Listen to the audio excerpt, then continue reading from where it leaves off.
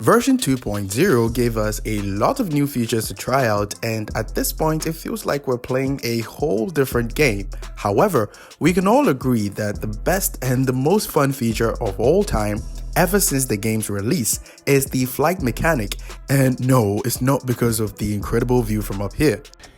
Yeah, boy. While other competitive titles demand you to swipe a card in order to gain access to premium waifu exploration methods, Wuthering Waves just handed out a Lockheed Martin F-22 Raptor fighter jet for free with some few limitations. This mechanic actually makes other exploration mechanics such as wall running, sprinting, gliding, and the use of echoes like Inferno Rider kinda useless in the game. But Kuro just had to spoil the fun by limiting flight mode to only Renacita, and nobody knows if they'll make it usable in the previous regions unless Kuro game themselves. Personally, I encourage Kuro to make it usable in the previous regions because, first of all, while it won't serve as much benefit for players like me who already have 100% on most of the maps, it can certainly help speed up your daily quest because you can fly at max speed to the quest location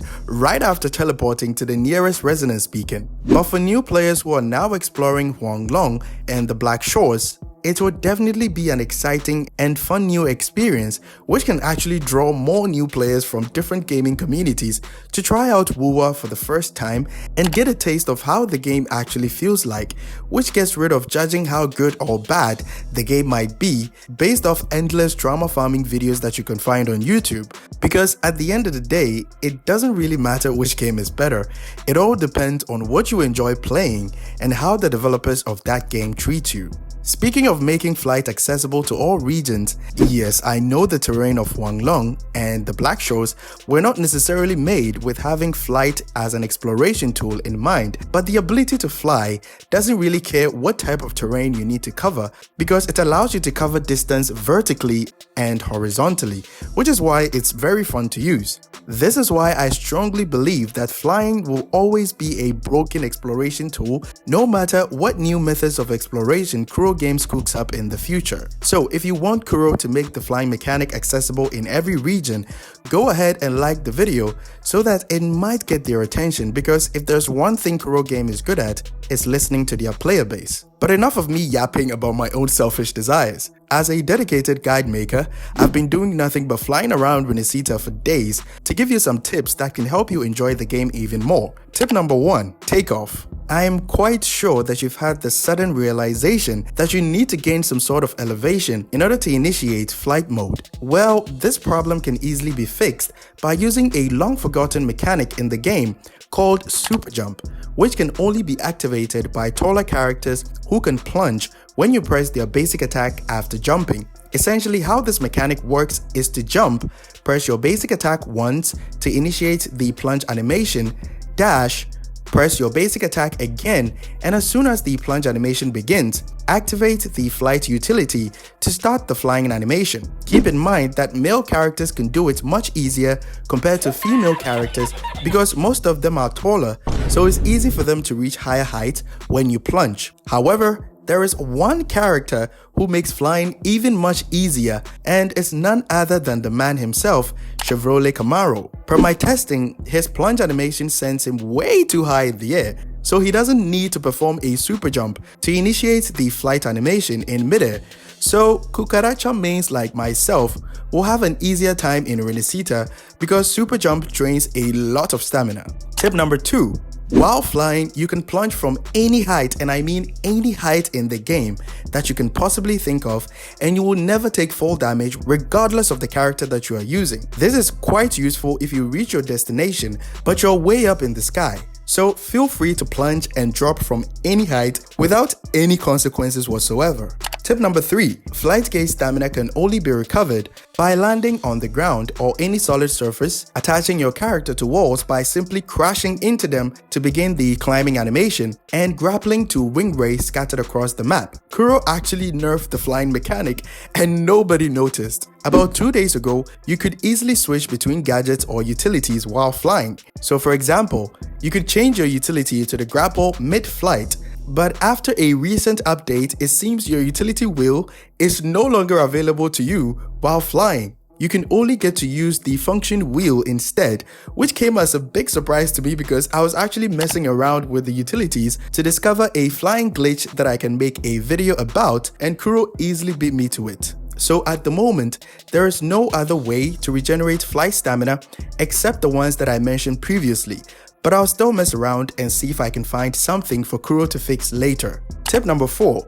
Don't forget to head to the exploration progress page for all the 8 areas of Renesita after you've explored at least 20% of the map to obtain the boost unit, which increases your flight stamina by 10 points. I have collected all of mine, so I can fly for about 30 seconds if I go full throttle or if I hold the sprint button all the way while I'm flying. Here's a demonstration.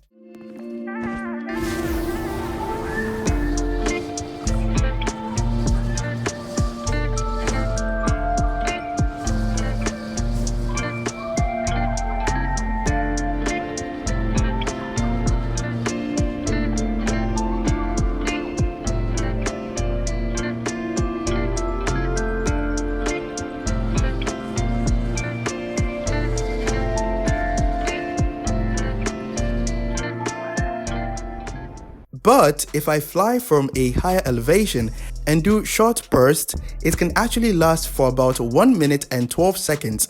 Here's a demonstration.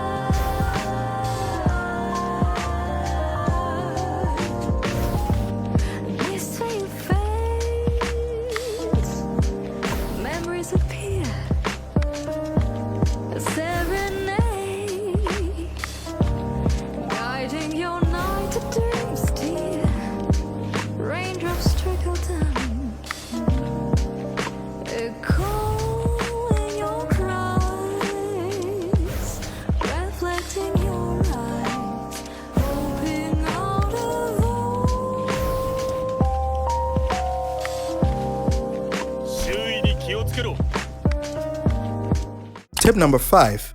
Holding the up directional key prevents your characters from losing too much upward momentum, but it seems your character is actually falling, but with style, which you can tell by the diagonal flight pattern your character makes while flying. Pressing on your dash button will boost you upward, but you don't need to do this more often. You can save yourself some flight stamina by just diving and going up right after, like a dolphin dive, without boosting yourself up with the dash button, which can allow you to cover more horizontal distance.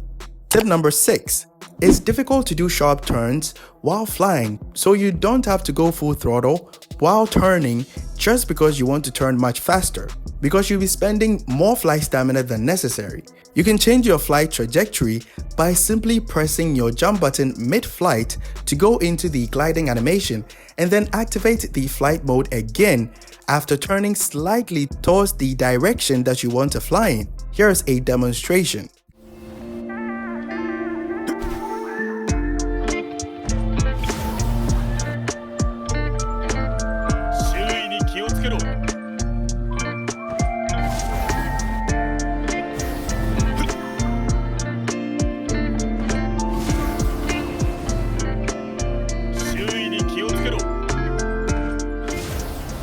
Tip number 7. You can go to Margarita and get the triple scoop ice cream, which reduces your flight stamina consumption by 15%. Couple that with Carlotta's Flawless Purity passive, which reduces the flight stamina consumption by 20%, and you can now fly to your heart's content. And that's pretty much everything you need to know about flying in Wuthering Waves.